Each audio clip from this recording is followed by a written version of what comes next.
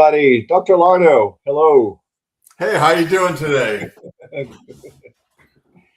Welcome to another special edition of our live stream. I think this is gonna be a norm for California. Are we gonna do Tuesdays? Yeah, you know what? I'm getting ready for next week to travel out to Chicago, and oh yeah, I'm excited. Yeah, I think it's going to be a great event. Great cigars, Yeah, great excellent learning. Yep, playing some cornhole, have some cigars, meet people, talk, and come back energized, man. And then we'll do it again. Yeah, in a few weeks. Then a few weeks, you'll head out my way and learn how we live on the sunny side of town. Yeah. We're still trying to figure out that strategy on Central Mafia West Coast style. Yeah. So, all right, let's go ahead and get started because we got an exciting guest today and a good topic. So again, this is a special live stream for the Central Mafia because it's not a Thursday; it's a Tuesday at 2:00. And it will be kind of like a new norm now that we're bringing, Keith and Aaron to host these events. So looking forward to that, bringing more partners, more vendors into these and provide value to the community. So we got Dr. Lardo here. Keith, why don't you just tell us a little bit about yourself now that we're introducing you to the community a couple of times now, but I don't think, besides you being Sean's dad, what else should we know about you? Well, I've been, some people call us MSPs. I don't like that term because I think it's a marketing term. I've been in the technology business for a long, long time. We started Vistum Solutions in 1999. Our first client was Boeing C-17 shop floor automation. And then we did we're best known for automation of the shipping ports. And so I've been involved with the industry for a long time.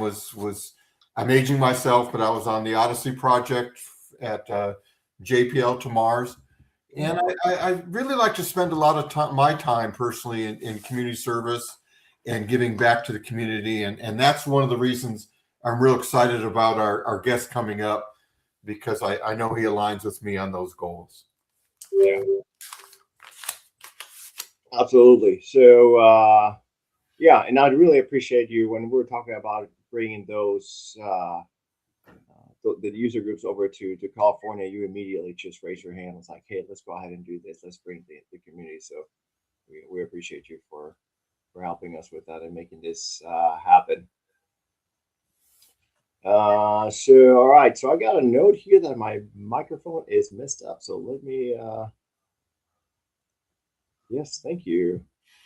There you go. That should be better. Oh, yeah. Now you sound like a DJ. All right. There you go. Perfect. So do I need to go through this again? No. So for those of you who are not familiar with the Central Mafia, we are an MSP community built for MSPs by MSPs. And all we want to do is really bring MSPs together to collaborate through education, things that matter to you. One of the things that I've learned from this community is that we like to share and we like to support each other, and in this industry, which is not alone. So we all share those same challenges. So that's the purpose of this community. Come in, engage, ask all those questions. Make sure you build those connections, that you expand your network, and let us know. Just let us know what you want, because, like I said, this is by MSPs. So that is all of our community out there. The ways to get engaged with us, the best way is really through LinkedIn. That's where you're going to see all of our updates, where we're going to be at. All of these live streams are going to be posted in there. If you got any questions or want to engage with the community, we also have a Slack channel that you can go in and collaborate. And these sessions and all of our sessions are hosted on our YouTube channel. So if you hear something today that you feel like you want to watch again, because you probably got that annoying phone call in the middle of this live stream, or you want to share with any of your peers, just go to the YouTube channel and share this with your peers. We also have, oops, looks like I didn't update this slide. Look, also have a newsletter that goes out every single month with updates to the community partner updates. And our next live stream, I believe, is the 24th, March 24th, I believe. Then we'll schedule in there for our next next one. So mark your calendars right there. So everything that we do in this community, we cannot do it without the support of our sponsors. So thank you to INFIMA for your support and believing on all the things that we do. Same thing with for Acronis. Exemplify, they are helping us, they're providing us with the platform so we can communicate with all you, so all of our live stream and all the communications that we do. Also Pivotal Crew and Move a Lot for supporting us and also providing, meeting with us and providing content and information that again brings a lot of value. And again, speaking of that support, next week we're going to be in Chicago for the first meetup of 2026. Same place. We're going to be in Chicago, Marriott over at Burr Ridge, with the pre-day on the 18th. Like Keith said, we'll be there playing cornhole, smoking some cigars, having a good time, connecting, and then being ready for the next day for a whole day of knowledge and sharing information. So if you want to register and you have not registered, registration is still open. It's open until the day of. So the URL, chicago.centralmafiaug.com. And then we're also going to be in your neck of the woods, Keith, on April 16th. Yeah, we'll be down at the Anaheim Marriott, and it's right near the Disneyland down there. So there's a ton of restaurants, a ton of good places. I think we're going to have a great time and get back together with a group here on the West Coast, and we can all collaborate together and create relationships or rekindle old ones and really help each other out. Perfect. Yeah, we're very excited about going over there and seeing all the partners on the West Coast. Okay, so today we have Mr. Joel from INFIMA. He is the founder and CEO of INFIMA and longtime partner of the Central Mafia. So we really appreciate his support. Got his information in here. That's kind of cool what you guys sent out. So prior to founding INFIMA with his college best friend, I did not know this. He spent 10 years on Wall Street as a trader and hedge fund portfolio manager. And that explains why you were so detailed when I asked you about MSP rollups. I was like, wow, there's a lot of information in here. It was fantastic. So he's joining us from Orlando, where he lives with his wife and son and loves to spend time in the water. And rumor has it that he sometimes takes phone calls from his paddleboard. So that is very interesting. So here's Joel, and let's bring Joel in because I found something very interesting about you today when I was when I was building this, is that you start your day with a cold plunge.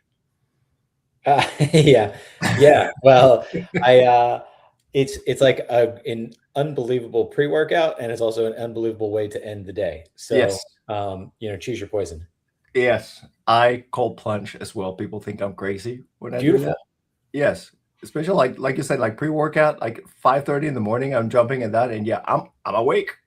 First of all, Joel, I enjoyed the movie they did about you, and I thought Leo DiCaprio did a great job. And it's a funny story you bring up cold plunge. When I was a paramedic at Leisure World, which we called Seizure World, they had a hot tub and a cold tub, and cold tub is fine if your heart's good, but you jump from the hot tub to the cold tub, you perform a Valsalva maneuver, and all of a sudden the paramedics are your best friend. Nice. So you have to be careful with those. You don't want, but yeah. You guys are you're like half my age, like 100 years younger, so you don't have the same concerns I do. Well, when we were at I think it was Evolve No, I think it was either Evolve Group or True Peer Group. I can't remember, but it's a group who one of the guys is up on Lake Superior, and in the middle of the winter, like when we were just meeting a month or so ago, he said he and his buddies literally go and smash out some ice and go just chill in the water for 3 minutes, and then go get in the hot tub. But then the real flex is if you can then get back in the cold water for another 4 minutes. I mean, we're talking really, really long ones. I don't do, I'll do 4 minutes in the 40s. We're talking there, that's a whole different level. So yeah, we're gonna have to share some cold plunging stories next time we see each other. I do love it. It's like mentally and physically therapeutic. It's really good. Yeah. Oh yeah. But besides talking about cold plunging, we're here to talk about find out if your end users are aware of what we're providing as MSPs. There's a really good topic, because I think we're talking about like leveraging, the actual end users and leveraging our services. So yeah, start us with that. What's your insight? It's something that we hear a lot about. Or at least I guess for our organization, we kind of touch that a lot, because we're unusual in an MSP stack in that we are in front of the end user so regularly, with training and phishing tests, and then the reporting and risk scoring and reminders for those who haven't taken their training, and blah blah blah as you move through the year essentially. And it brings about this conversation of how do we show to the end client what our training is doing? How do we show them the improvement in their end user awareness and ultimately their broader security posture? So then it's a pretty natural segue to say, well, what about all the other things you're doing? Because they don't see and feel, you don't want them to see and feel all of the other controls that you might have in place, because you'd like it to be seamless. But then how do they know what all the things you're doing? Because it's very easy. Our first partner ever here locally in Orlando, one of the things that has stuck with us is the founder. He said, if it's not reported, it didn't happen. And his point being, from the MSP side, the end client doesn't know. They don't know what they paid for. They don't know the thing that you just blocked, or the things that you just blocked. And so it's not about showing them tons and tons of potential attacks. It's about showing them, here are the layers that we're doing, and here's why. So we've taken steps to start communicating that on behalf of partners who want to then say, hey, new person, Dr. Larda, you just started at Vistum. Your client, your company just started using Vistum. Because you're using them, here's the things that are in your stack. Here's the things that we are already doing for you. And then, because Vistum is here to take care of you guys, here's how you send us support tickets. Here's how you communicate with us. Here's what we're going to be doing on a regular basis. That setting a baseline helps to let those end customers know, the end users know exactly what's going on. They automatically develop a different approach to their relationship with you as the MSP. I found your topic interesting. I read it a little different, and maybe that's good because I'm not as smart as you guys. But you start thinking about PhD. You kind of look at the end user, and I kind of separated them from the people that pay your bill, right? So the end user is, to me, the one that can get you fired, because they're the ones that are the noisiest, right? The most of C-suite doesn't really know your day-to-day operations. You'd be surprised how disconnected they normally are from the network and the systems we support. So it's almost like a two-headed sale. The end user, you keep happy, and you have them use systems that don't interfere with their workflow and keep them productive. To the top of the line, you kind of align your services with what they want as business outcomes. And as an example is with one of our clients, which is in aerospace, Prism Aerospace, and was going through all their approvals for a military contract. And they bring out this long list and says, we got to do all this, and, to get approved to be on this Lockheed project. And I go, guess what? It's all done. That's what we do for you. And so connecting those things to the business outcomes is also really important. So when you say, and I appreciate your field, because you go, you call a customer and says, do you want some training? And everyone goes, no. And so when you show the value and you say, this protects you from this keeps your business reputation up, because you're less likely to be the one that gets blackballed because you can't send email or answer requests for proposal and so on. And then they start saying, well, this is why I need that. And so much of what we do on the surface, everyone would first say, oh, no, I don't want that. You go, do you want EDR and MDR? No, I really don't want that. Until you really show how that relates to their business operation, their productivity, their business reputation. And one of the things they forget about is the cost of obtaining a new customer. Losing a customer is very expensive. So you're going like, if we can retain your customer base because we do all the right things to do business with, including having people that aren't sending, viruses to all our vendors and our partners, there's a real value in that can be monetized. Absolutely. Yeah. I think you're unique in being able to provide, hey, we've taken care of all of your accreditations or all of the controls necessary. But that's the holy grail.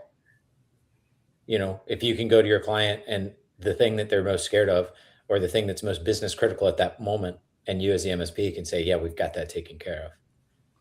Well, it's a great point in time to show why they're paying for what they're paying for. And you start saying, all this stuff you really didn't want to pay for, like, employee training and EDR and MDR and all this stuff, you're going, that just got you this big lucrative contract. Yeah. And without this, you wouldn't get that. Otherwise, they're kind of going, when you're as old as I am, you look at it, you say, you sold them Norton one day, right? Or you sold them McAfee and said, that's it, you're done. We just put Windows SBS server in front with the proxy and the Norton, and you're safe. And so a lot of the attitude is, why are you selling me a new toy until you justify how things have changed and how you're keeping them a bit to do their business critical. I mean, I look today and because we do the ports, we've been getting all the alerts on the Iran conflict, and you could feel however you feel about that politically, but that brings a whole new dynamic into what we're doing. They're thinking that those conflicts are going to move more to trying to interrupt our supply chain and interrupt our business and be more cybersecurity based, because it doesn't look like they can compete with us on a weapons level. And I'll leave that as political as it can be. But you're going, that means that these things needed to be in place before today. It's like all of a sudden run around and say, I think you're going to get attacked because InfoGuard says we should be on higher alert. Let me implement this now. It's kind of late in the game. Late. Yeah. It's a bit late.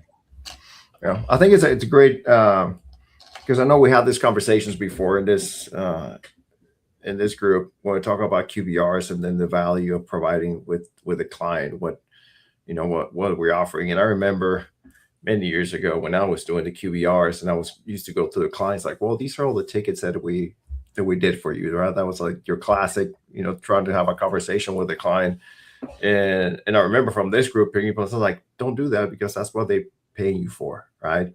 But Joel, what you're saying is when we go back to them, we're talking about not only value, but in your focus is the security, and we talk about risk, right? So, and then that becomes more serious. More, it's like it is a business decision when we talk about the risk of your business and how implementing, or the tools within our stack are helping them, reduce that risk exposure, and translating that into something that the client can clearly understand, right? Because like Keith, like you said, when we talk about, do you want to take training? No, but we can go back to like, based on all the things that we're able to do with your clients and then with your phishing attempts and all that, we'll be being able to reduce the risk and the exposure of your employees to a certain level. And that's where the true value, we can bring back to our clients. Yeah. And like he said, you can get fired by the end users. They're the ones who get noisy and start making fuss about, oh, we can't do X, Y, and Z. But if you can communicate to them your risks or your risk mitigation, your security practices, but also the productivity things that you've rolled in. I mean, a worst case scenario is if they don't understand that, they don't have, if I don't know, if you're managing Teams or Slack or something internally and nobody understands how to use it, how to leverage that tool, that's a problem. Or even file sharing tools.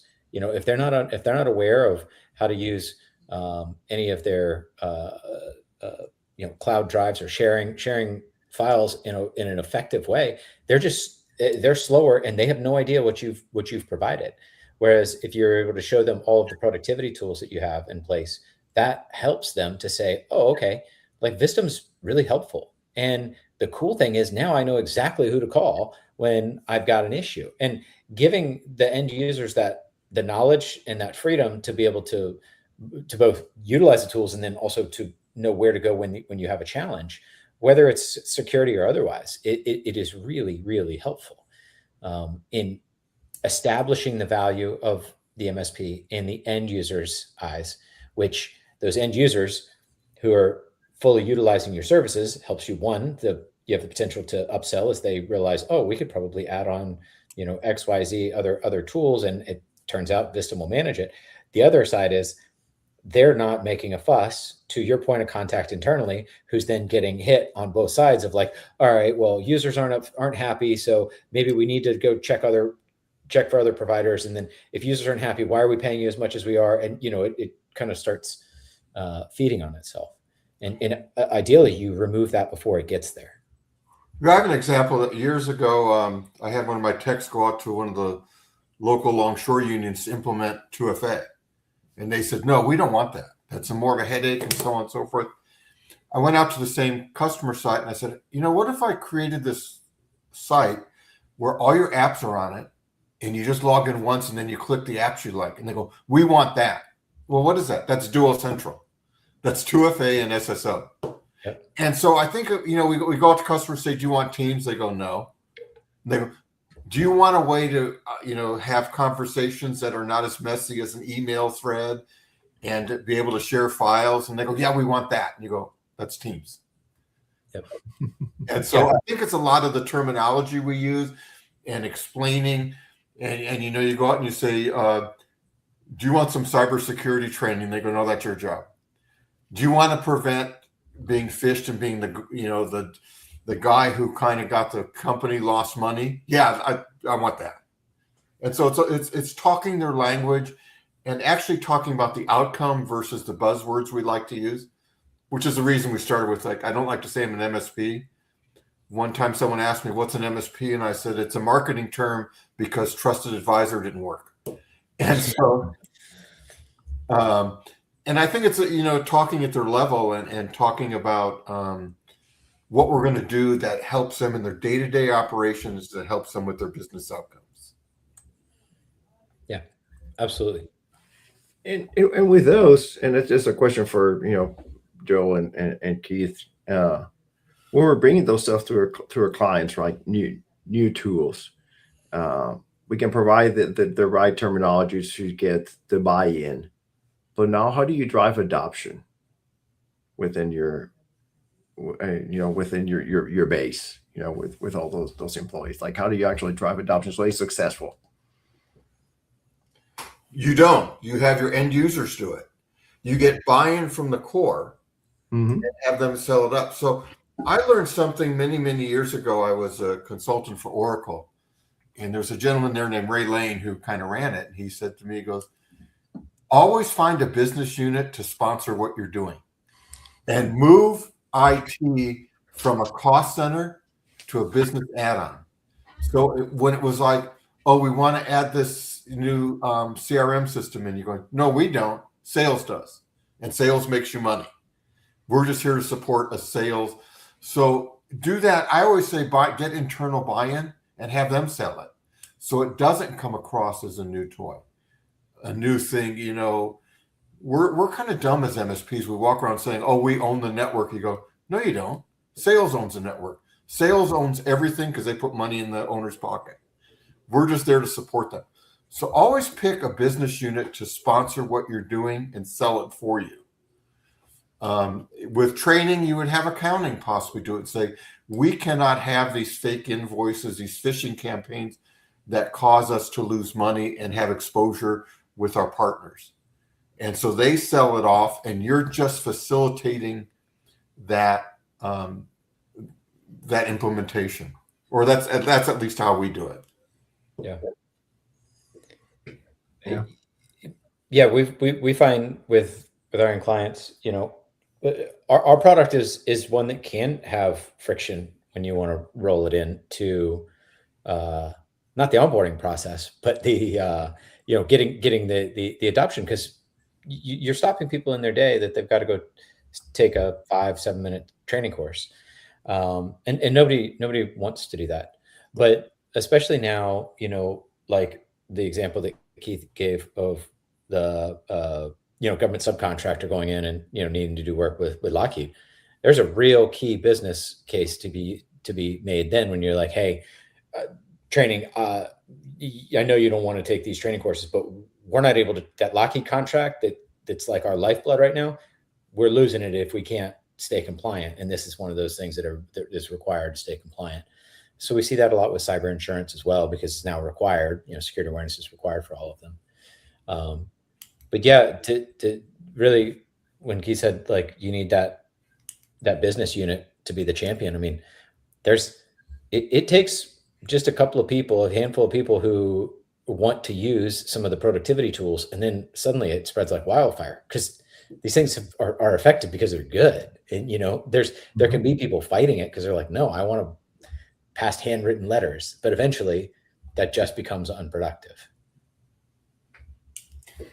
I'd like to just segue into something, and thank you, Joe. I remember years ago you supported a Special Olympics, and that's kind of near and dear to my heart. And so I think it's important to mention how much your company also gives back to the community, and I think that's a core value that I'd like to see really in our industry and so on. We're blessed to be into such a profitable business that I think giving back to our community and helping those less fortunate and really providing the dignity and respect those individuals need is very important. And I remember you did an event. I sense one of your sales reps was the jersey for you. I don't know if you ever got it. An actual special. I need to make sure I get that then, because I know we had talked about it, but yeah, I don't think I've seen it, so I want to. Tell them why you didn't give it to you. I brought some from the World Games in South Korea. Yeah, I told them to hand you one, and you weren't at the event. I actually brought my son with his silver medal for you to see, but you weren't there that time. But. Well, I'm going to make sure I do, Keith. I appreciate. I remember you told me that, and it must have landed with somebody, and I don't know. I'm going to track that down. Yeah, I want that. Yeah. If not, I have other ones. Well, I appreciate that, Keith. It seems like each conversation I have with you, something new comes up of some of the things that you've done in your life that have extended generosity to those who are underprivileged, and so that's it has been inspirational as we get to know more and more of your story, your family story, and some of that extension. And in the industry, this is an industry where it is a lot of people with servant-minded, or who are servant-minded. They have hearts to serve, and it's a beautiful thing.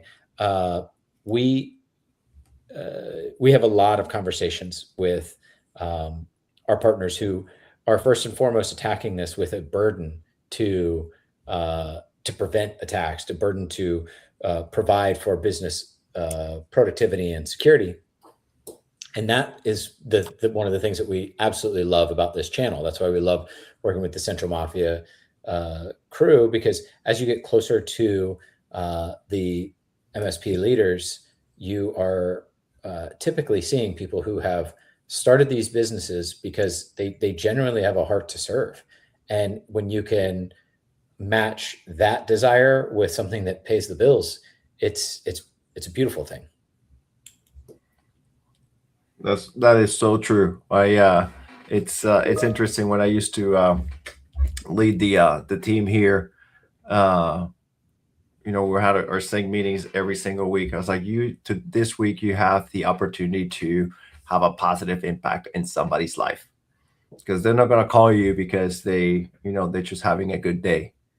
So everybody here, it's we're trying to start with that mentality. You're here to serve, and it just makes somebody's life better. However, whatever happens, behind the scenes, we'll take care of you. But just make sure that and that's how you have that domino effect, right?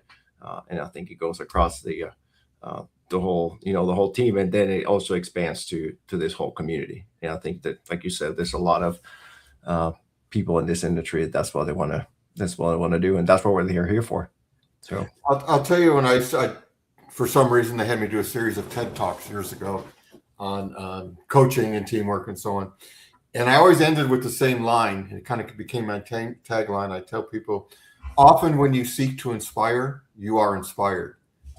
And they would say, "Oh, you do so much for the community." I go, "I'm lucky they include me, because I've been, you're extremely blessed when you see people that maybe are less fortunate, that are really surviving and going beyond their bounds and the limits that we falsely put upon them.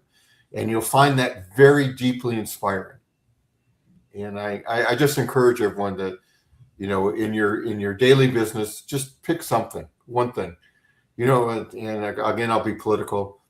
If we all took care of a couple people, we wouldn't have this big government need that kind of doesn't do it well.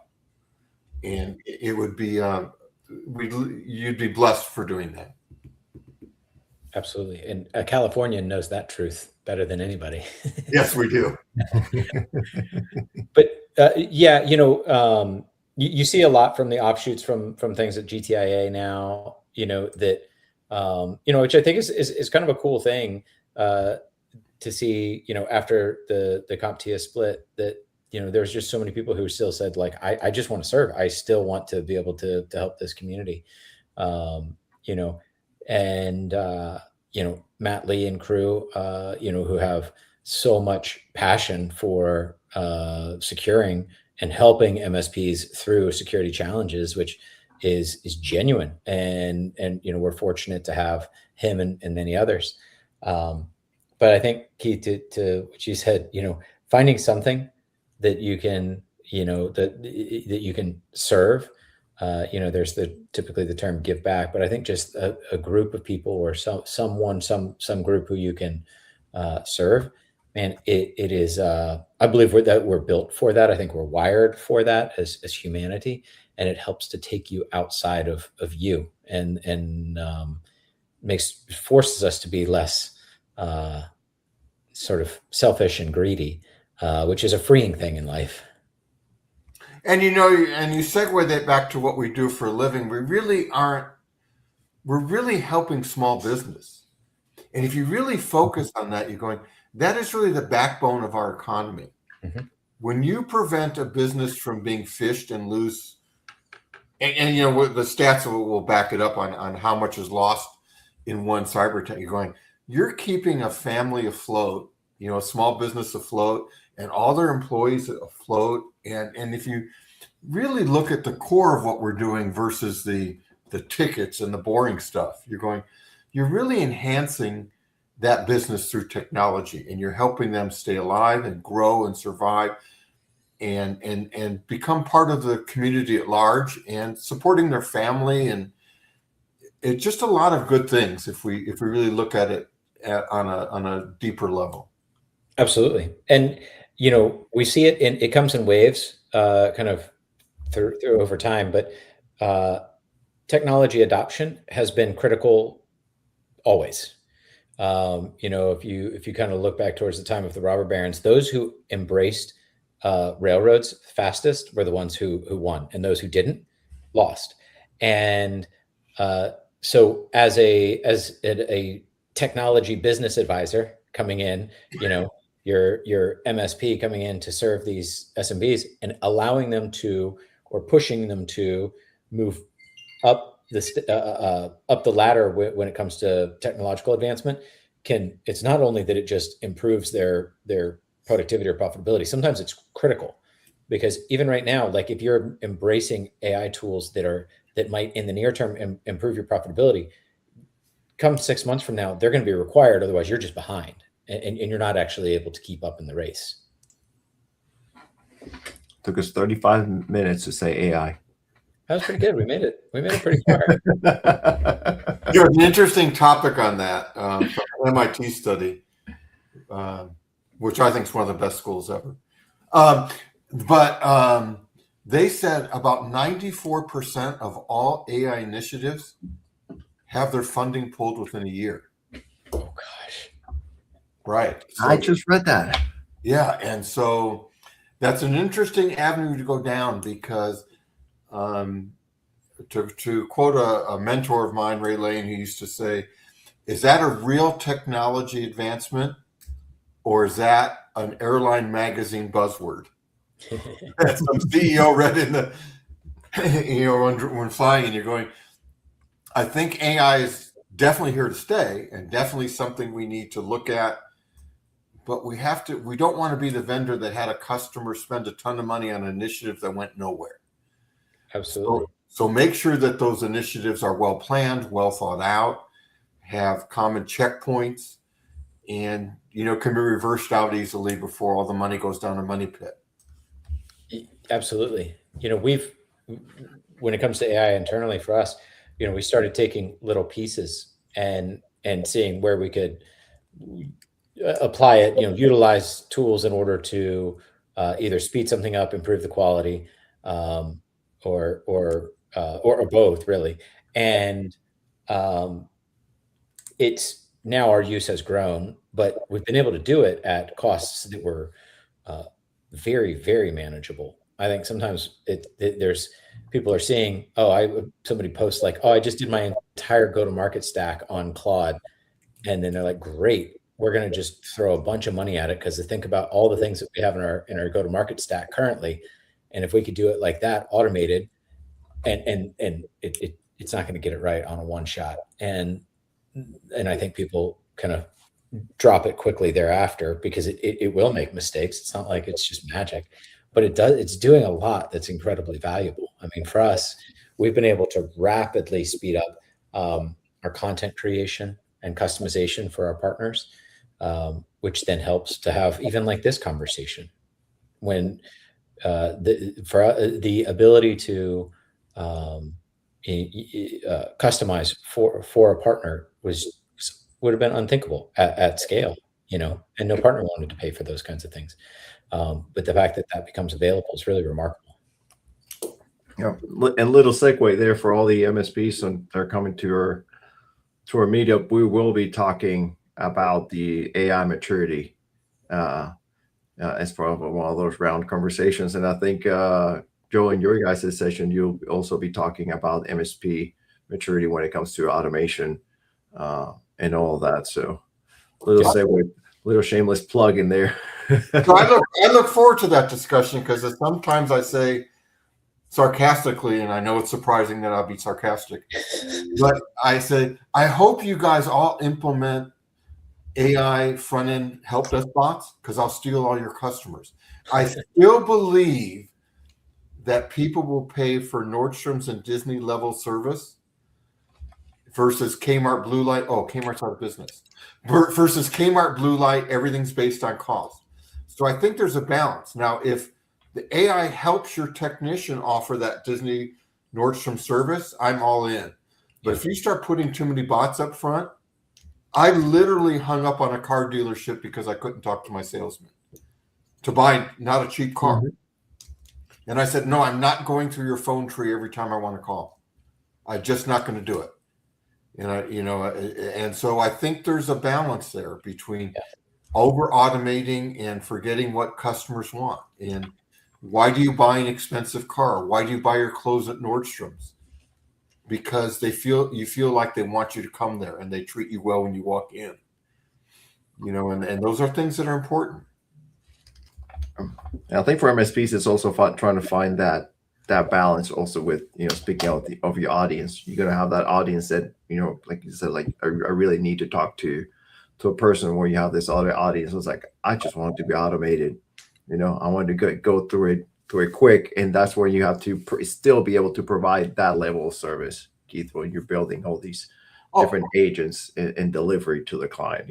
So don't shy away from that client excellence piece. I do agree with that. My drawback would be, I could tell you this: if you buy a shirt and you pay $50 for a shirt and you pay $10 for a shirt, and that shirt falls apart in the laundry, the $10 one, you don't go, oh, that was just $10.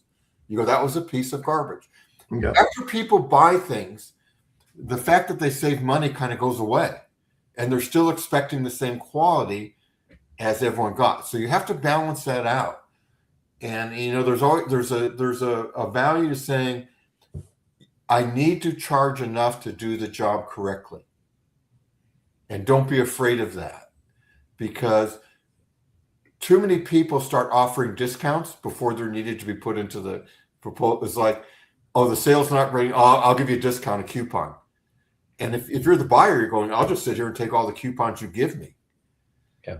I would have bought it at your regular price because the value's there. But if you're giving it away, I'll just wait till it's down. So I think there's a balance between, and then if it's too cheap, you're going like, well, I call support and there's no one there. Well, I can't afford it. I gave it all away. Mm-hmm. So there's you have to balance that out. Right on. So I wanted to make that point because I just got you guys this session information out to go in. It's like, oh, good. Yeah. Yes, we're doing MSP maturity, which I think that was the conversation. So we got it in there. So pretty excited to have you guys over in Chicago, and then again in California, be talking about that. Yeah. Well, we love being a part of that conversation. From our background, I've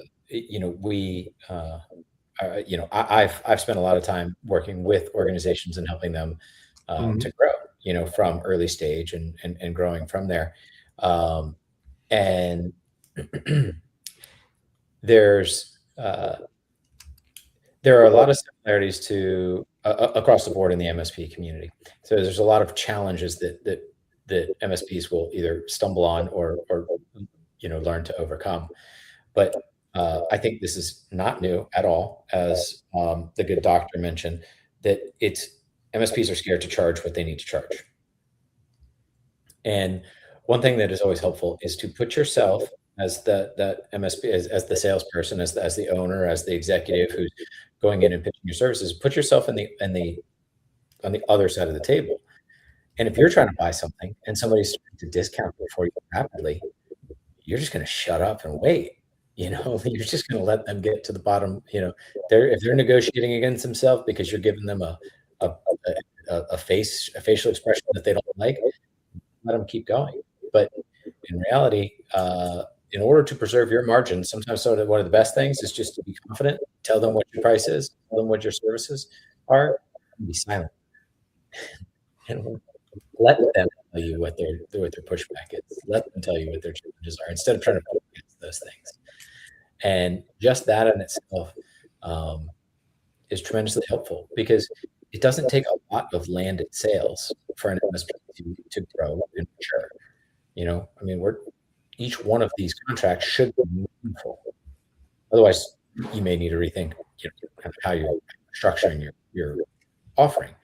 But each one of these contracts, you're going to be managing an environment, needs to be such that it takes a lot of work from the MSP side.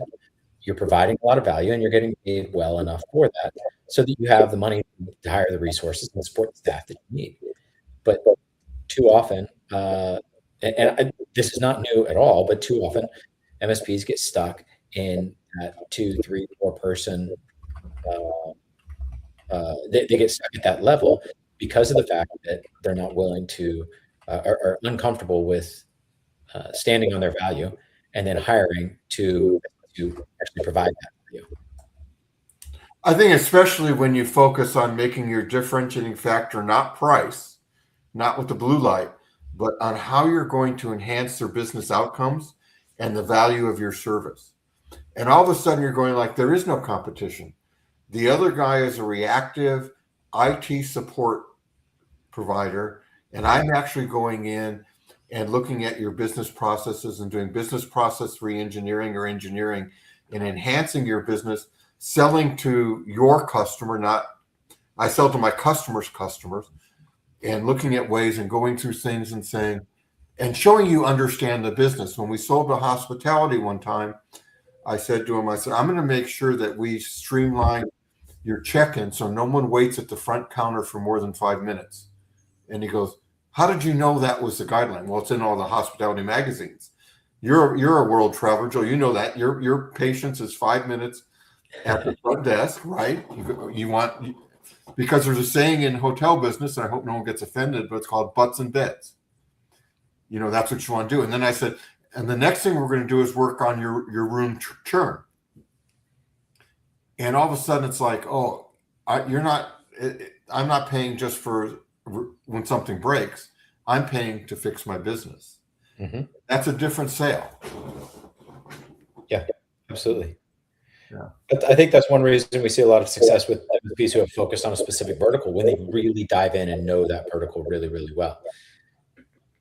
Yeah, I was about to say that that's when you're either where you have your client executives or your, we call it here the client advocates, right? That they really, work with the with the client and learn their business and what are the things that we can do in order to have that positive impact within their business and have that and translate it, that into it, and all the different solutions, depending on, either they're, booking, rooms or making tomato sauce, just being able to understand what's the outcome and how does that process flows, right? And the impact that we have within that process.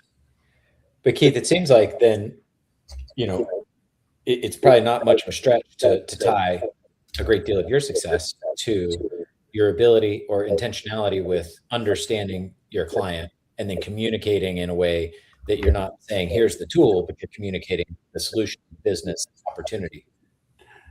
Yeah, I'll just relate a quick. Our first client was Boeing, which is kind of a nice first client to land. And when we walked in there, I talked about lean manufacturing, and I put in my proposal ship, not plane, and that's important. In that environment, they don't call a C-17 a plane; they call it a ship for who knows what reason. And we ended up. I filled out the RFP, and then months later, the guy called me and said, "You won it." And I thought, "Well, was I too cheap?" He goes, "No, you were near the high end, but oh wow, you were the first one that talked about in helping us implement lean manufacturing and terminal placement on the shop floor." And they were impressed that you referred to them as each ship that was sent over. And you came up with this way to use, now this is boring, but this was in 1999, using EDI to transfer ship records to get Boeing paid 180 days earlier than sending out the printouts. And on a C-17, 180 days of money in your bank versus the government's a lot. And I go, well, I guess staying up a couple weekends before and reading books on lean manufacturing was worth the time. And he asked me at the end, he said, "How did you know about all this?" And I said, "Well, I just did a little research." Well, the fact was, it's on their website. Yeah. It talked about that their leading thing was moving to lean manufacturing. And I noticed that they kept calling the C-17 a ship. So I called March Air Force Base, which is local, which is where they were going to house them. And I asked the base commander, I said, "How come you call those ships?" He goes, "We always have. They're airships, not planes." He goes, "Planes are something different." And so it was just a matter of, maybe spending an extra few hours to have your first contract be 1.5 million. You're going, it's worth it. I think everybody would be happy to repeat that. Yeah. I mean, especially in 1999 money. Yeah, those are real dollars. Totally. Yeah. Especially when I had no employees at the time, but that's a different story. I had to hire. Start hiring there. Yeah, start hiring. But yeah, that research. And to be fair, it's a bit easier to do that research these days. Yeah. Yep. And you know, one of the sales gurus asked me one time, and again, I was being a smartass. So, could you send me a copy of your presentation that you make to all your customers on your first sale? I want to do a present. So I sent him a picture of my ear. And he said, "What is that?" And I said, "I do not walk into a customer site talking about me. The first thing I say is, I'm so glad you called me. I found your business intriguing. Would you walk me through your shop floor?" And that's, you know, there's another one that does custom fire helmets. I told the guy, I said, "I heard you have this little museum with pictures of all the antique fire, and I want to see that." And so we spent 4 hours of him telling me how great his business was, as I took notes of understanding the pain points, and I addressed a proposal that was only based on him. And he showed me the other proposals he was getting, and it would say things like client, generic words. And I used his customer name, and I said, "To help ship your industry leading fire helmets." And so it was really a matter of, and again, it was on the higher end, but he said, "You're really tuned into my business." And, you know, you go, the other guys walked in, and they probably saved time. They walked in with their standard cookie cutter, X number of dollars per workstation, and this is what we do. And, you know, that's a stupid thing to stack, because most customers go, "He's got 14 on his stack, you got 14, they're the same." They have no idea that this is better than this, right? That's not their job, that's our job. And they just talk in generic terms, and they get dismissed. So that, I mean, I do things a little odd, and people don't think I do business right. And they think it's like we just had like a guru seminar right there. It was good. Yeah. Yeah. So All right. So we are almost at the top of the hour here. So we cover a lot in this session. yeah, I talk too much. No, I mean a lot of topics. I mean, it is super cool. I mean, we started with, you know, talking about the services that we provide to our clients and providing the benefit to the end user and how to translate that, right? Talking about translating not just like the tech terminology and translate it into business terminology for the decision makers, and, you know, just the end, just here, you know, make sure that you just listen to the client, listen what they do, and then just have that open conversation. You know, I think it's a good commercial or of what we do at the Central Mafia. So Yeah. I mean, we have these discussions, and you just get all these ideas from different ways, and you absorb them and customize them to your personality, keeping your sales and your company real. And you hear from a lot of different opinions, and some of you go, "That won't work for me," or "That's I can mold this and shift this to make it work in my business." And I think those are the values to these type of you know, smaller user groups versus a mega conference. Yeah, and we're definitely looking forward to all those conversations here in the next couple of weeks. Yeah. So, Joel, always good to see you, my friend. Good to see you, Juan. It's good to be with you, Keith. Yeah, good seeing you again. Haven't seen you All for right. a while. So, thank you everybody for joining and watching. So as a reminder, we'll be in Chicago next week, March 19th for the user group. If you have not registered yet, chicago.centralmafiaug.com, and then in a couple of weeks after that, we'll be in Anaheim, and it's California.centralmafiaug.com. So go in and register. We're looking forward really to seeing everybody, you know, continue to have all these conversations, getting your feedback, and growing this community. So, Joel, again, thank you, Keith, for the conversation and all the input. And we'll see each other pretty soon, I hope.